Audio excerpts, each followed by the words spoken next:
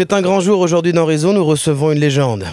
Celui qui a forcément inventé, écrit, joué et dirigé un truc qui t'a fait rire sur cet outil qu'on appelle Internet. Cet invité de prestige, à tous les talents, et je tiens à souligner, fait partie du petit cercle fermé des propriétaires de Gourde Plate. Et je le considère comme mon ami. Son portrait va vous être dressé tout de suite. C'est un document, une enquête de la fulgurante. Laurence Méride, voici Adrien Méniel, un destin, une vie. Il s'appelle Adrien, nom de famille Méniel. Le petit Adrien a grandi en banlieue parisienne, à Saint-Germain-en-Laye. Il a 21 ans, au moins une fois. Et dans son CV, il y a ça. Auteur et comédien sur la chaîne Golden Moustache, le podcast Rétro 2050 avec Thomas VDB. Il dirige l'écriture des sketchs de Mister V, un petit jeune qui, si j'en crois la finesse de mon nez, va bientôt percer sur YouTube. Aujourd'hui, depuis 7 saisons et des millions d'heures d'écoute au compteur, il présente le Floodcast avec son acolyte Florent Bernard. Il est l'invité spécial de Réseau La Famille.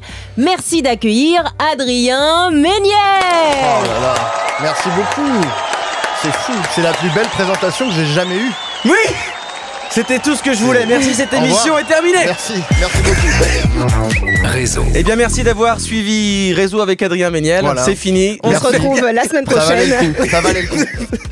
Comment ça va, Adrien? Écoute, ça va bien. Je suis en train de sortir d'une petite maladie et Oui. je suis un peu en sueur parce que j'étais en retard. Les gens l'ont pas vu, mais c'est bien de leur dire. J'ai couru. J'ai entendu. J'ai couru pour venir, mais sinon ça va. Je suis très content d'être là. Bah écoute, ça me fait plaisir que cette Bienvenue. présentation magnifique de Laurence t'ait plu.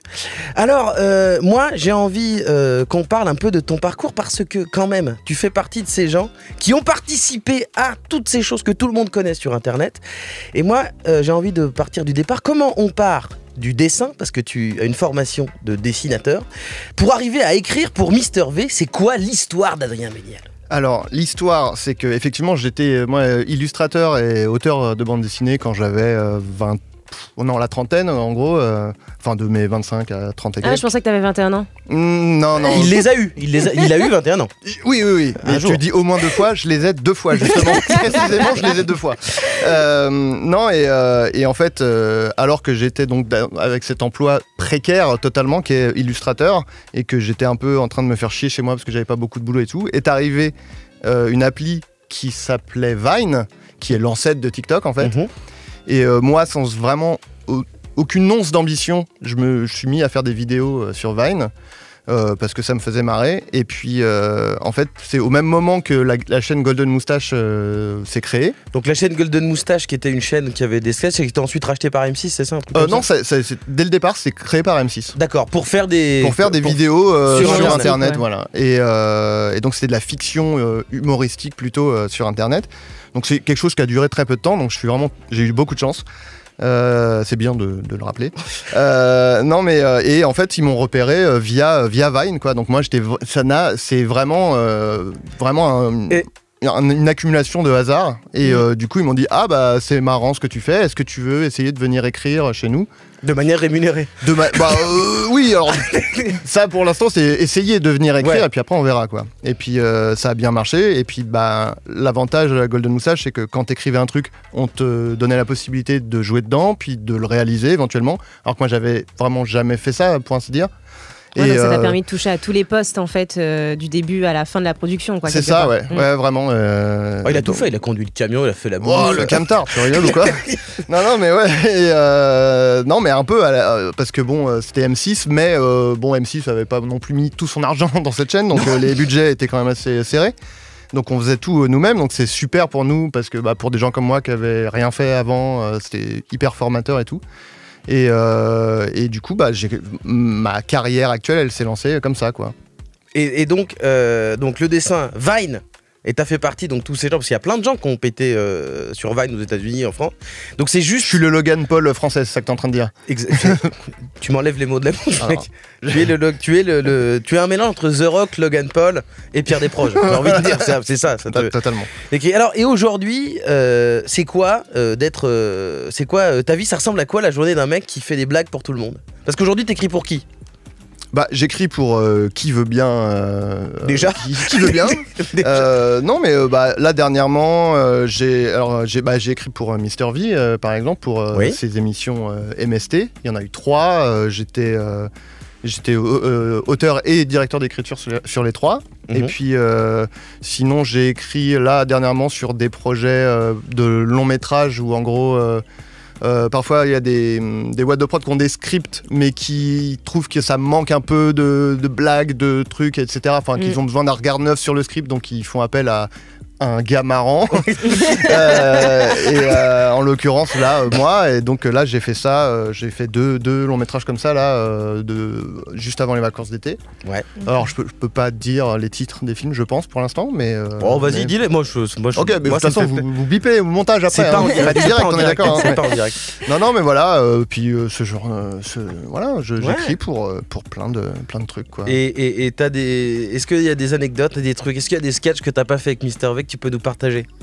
Des trucs un peu croustillants, des trucs, tu sais là le public se dit oh là là, je vais me régaler. Bah alors j'en ai un qui me vient en tête, c'est pas très croustillant, c'est juste que il y a un peu de craquant quand même.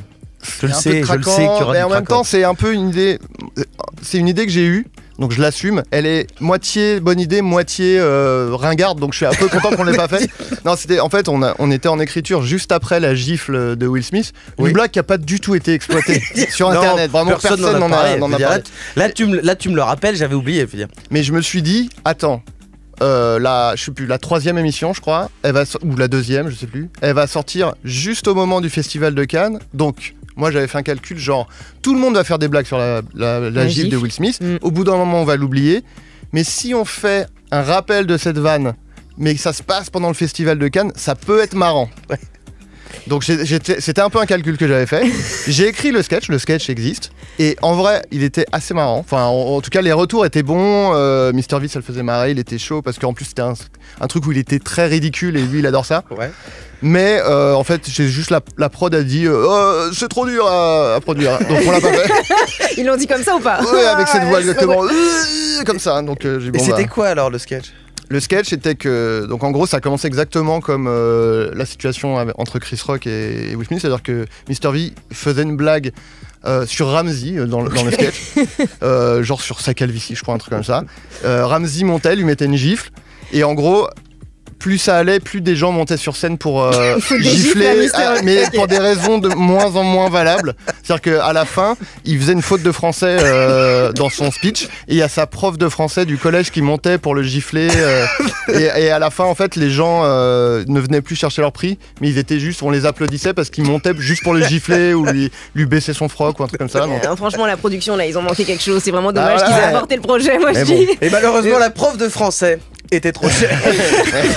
Adrien, quand même, en plus des sketchs, on te connaît pour ce que beaucoup appellent le meilleur podcast de France. Il s'agit du Floodcast. Le Floodcast, alors c'est quoi le Floodcast? Eh bah, je crois que c'était toi qui allais répondre. Non, j'avais cru entendre une inspiration. C'est quoi? Je crois que c'est toi qui as créé le podcast. J'ai l'impression. C'est Florent qui l'a créé et il m'a tout de suite demandé. Mais c'est vrai que l'impulsion de départ c'est lui, parce que moi je n'ai aucun sens de l'initiative, donc ça peut pas être moi. Mais en fait c'est vraiment à la base. Donc c'est Flo et moi, deux potes. Je me permets de préciser, c'est Florent Bernard, auteur sur plein de trucs, qui a écrit La Flamme notamment, et qui est ton pote depuis pas mal de temps. Voilà, tout à fait. Et en vrai, on invite 2, 3. Alors maintenant plutôt 2, 3, à l'époque on en invitait 4 mais on s'est rendu compte que c'était trop. Et pour parler, de faire des blagues, vraiment un truc sur il y a des jeux, mais c'est comme beaucoup de choses qui sont agréables à consommer. Par exemple, moi, mes séries préférées par exemple, généralement c'est très dur d'expliquer en quoi ça consiste. Là c'est un peu pareil, c'est-à-dire que c'est des gens qui discutent et il se trouve que les gens aiment bien écouter ça. Ouais, c'est un peu comme nos vies, quand on écrit des trucs sur internet, qu'on dit alors c'est quoi c'est un peu compliqué. C'est un peu compliqué, mais ça marche. Mais les gens ils aiment tellement écouter ça, vous avez tellement de succès que maintenant vous produisez sur scène le Floodcast en live. Le musical, voilà. Je suis artiste de musical désormais. Et moi j'y étais dimanche à l'Olympia, je suis pas restée jusqu'au bout, je suis surtout venue pour rencontrer tes fans et je leur ai demandé à eux aussi de me dire à peu près 3 mots, de me décrire en fait le Floodcast en 3 mots. Okay. Drôle, avec l'accent du sud-ouest bien sûr.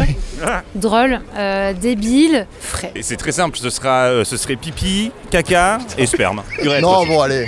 Beaucoup d'urètre dans le podcast. Beaucoup de choses dans l'urètre. Bon. Merci d'être venu, Adrien. C'est un bon résumé ou pas? C'est un bon forcément. résumé. C'est peut-être un peu réducteur, mais après, je pense que les gens projettent aussi ce qui leur plaît. Donc, si ce qui leur plaît, c'est le pipi, le caca et le sperme, bah, c'est ce qu'ils vont retenir.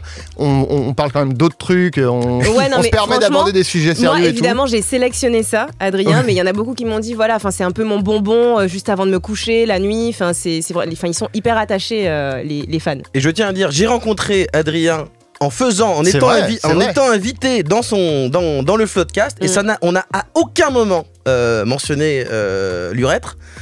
C'est le meilleur podcast de France, ce sont mes mots pour décrire ce podcast. Bon, j'en profite, je te fais écouter 2 autres fans. Okay. Donc, Thibaut, il avait un message pour toi. La chiasse. Adrien, est-ce qu'il serait pas temps, vu ton âge, de finalement te laisser pousser des cheveux, parce que vraiment les vannes sur les chauves, c'est bon, ça commence à être vu et revu, donc fais-toi greffer des cheveux peut-être ou pousser, mais stop quoi. C'est méta parce qu'il fait une vanne sur les chauves en disant que les vannes sur les chauves ça suffit. Non mais c'est ce qu'on appelle le multivers. Évidemment, la liste de tous ces fans a été reportée et ils seront bloqués. Oui, bien sûr, tu me donneras leur nom, ils seront bannis. Voilà, leur IP sera bloqué. Bon, très rapidement, Zach, on écoute Zach. Continue, change rien et puis surtout lance-toi dans le dessin. Vraiment. Alors, c'est ça que j'ai trouvé formidable dans ce message. Je l'écoute avant, le mec te dit continue, change rien, mais du coup, change de carrière. Je sais pas s'il dit ça en faisant une vanne ou si c'est parce que c'était vraiment mon métier. En vérité, bon, déjà, c'est une interview aux toilettes parce que on n'a pas trop le temps. Bah ouais, attends. Il était en train de pisser, le gars, il a fait, mais je sais pas. Il m'a balancé un truc vite fait pour se débarrasser. C'était le monsieur pipi du truc. Il disait ça, c'était sincère. C'est assez marrant quand on l'écoute comme ça, mais c'était sincère. Il se disait, vas-y, fais-nous kiffer et fais du dessin, dessine des trucs comme avant. Mais en fait, peut-être que... Parce que je parle souvent du fait que j'ai commencé à écrire une BD il y a ça 6-7 ans et je l'ai jamais fini. Donc c'est vrai que en ça, je le rejoins. Il faudrait que je fasse cette BD un jour. C'est ça, tu l'as pas encore fini.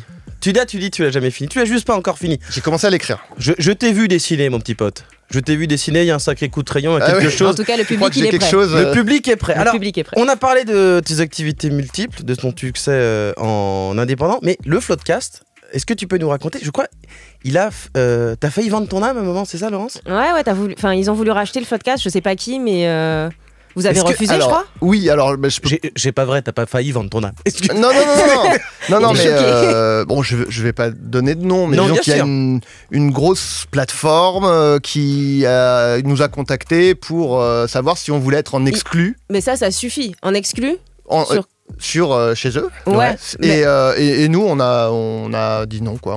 On a dit qu'on n'était pas intéressés. Ouais, et pourquoi? C'est ça qui est super intéressant. Parce qu'il y a plein de gens aujourd'hui, on leur propose de racheter leur programme indépendant. Et pourquoi vous avez décidé de dire non? On a dit non parce que, en fait, nous, ce qu'on pense, c'est que ce qui fait le succès de cette émission, c'est une forme d'authenticité. Et je pense qu'elle est due au fait que on tourne ça vraiment. On est vraiment 2 à organiser le truc. On enregistre la plupart du temps chez Florent, parfois ailleurs. On demande à des potes s'ils n'ont pas une salle à nous prêter. C'est vraiment de bric et de broc, j'ai envie de dire. On trouve les invités nous-mêmes, on fait tout nous-mêmes, etc. Et vous avez envie de garder l'authenticité du truc. On veut garder l'authenticité du truc. On veut pas. Et puis même le côté. Moi, je sais qu'en tant que consommateur, quand il y a un podcast qui passe en exclu sur une plateforme, ça me fait chier parce que moi j'utilise une appli de podcast et j'aime bien avoir tout au même endroit. Et donc j'ai pas envie d'être ce podcast-là. Et donc franchement voilà. fort. Je valide. Déçu. Adrien Méniel, tu étais notre invité aujourd'hui dans Réseau et ça fait plaisir. Merci d'être venu. Merci.